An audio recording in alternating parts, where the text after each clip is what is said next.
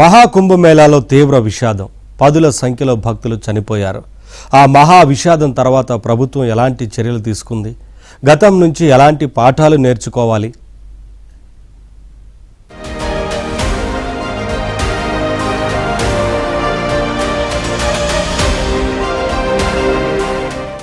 మౌని అమావాస్య రద్దీ ప్రయాగ్రాజ్ త్రివేణి సంగమంలో తీవ్ర విషాదం. కారణమేదైనా తొక్కిసలాటలో ప్రజల ప్రాణాలు పోయాయి. ఇది ఊహకందని విషాదం జరిగింది. దీనిపై విచారణకు జ్యుడిషియల్ ఎంక్వైరీ వేశారు. మృతుల కుటుంబాలకు 25 లక్షల చొప్పున ఎక్స్గ్రేషియా అందించారు.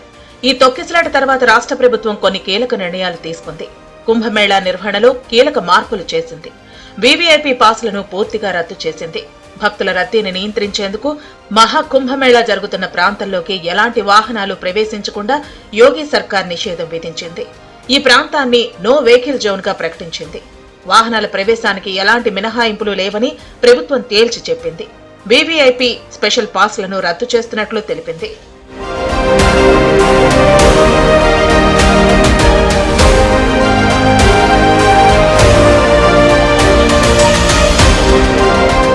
ప్రయాగ్రాజ్ పొరుగునున్న జిల్లాల నుంచి వచ్చే వాహనాలను సరిహద్దుల వద్దే నిలిపివేయనుంది. వాహనాల రద్దీని తగ్గించేందుకు ఈ నిర్ణయం తీసుకుంది. ఫిబ్రవరి 4వ తేదీ వరకు ప్రయాగ్రాజ్ నగరంలోకి 4 వీలర్స్ ప్రవేశించకుండా నిషేధం విధించింది.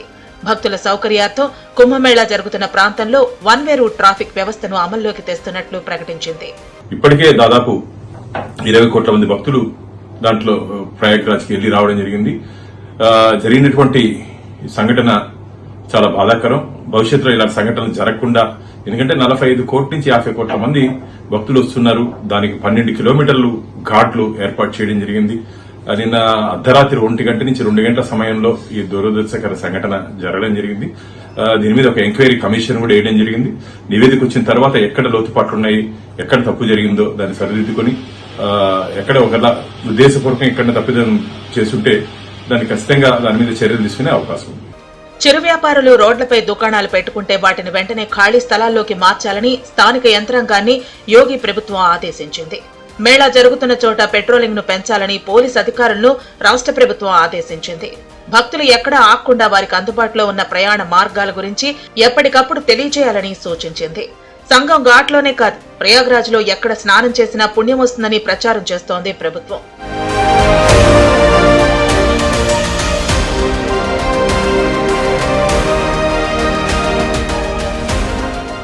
ప్రయాగ్రాజ్ లో పరిస్థితులను చక్కదిద్దేందుకు పలువురు ఐఏఎస్ అధికారులను నియమించింది యోగి ప్రభుత్వం.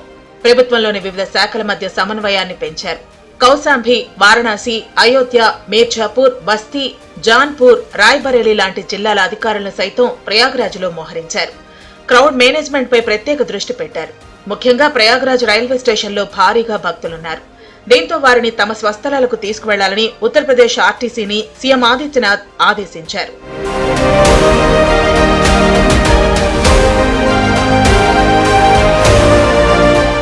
అటు కుంభమేళా దుర్ఘటనపై సుప్రీంకోర్టులో పిల్ వేశారు ఉత్తరప్రదేశ్ న్యాయవాది. దీనికి యూపీ సర్కారే బాధ్యత వహించాలని, సంబంధిత అధికారులపై చర్యలు తీసుకోవాలని వాదించారు. భవిష్యత్తులో ఇలాంటి దుర్ఘటనలు జరగకుండా చర్యలకు సుప్రీం ఆదేశాలివ్వాలని కోరారు.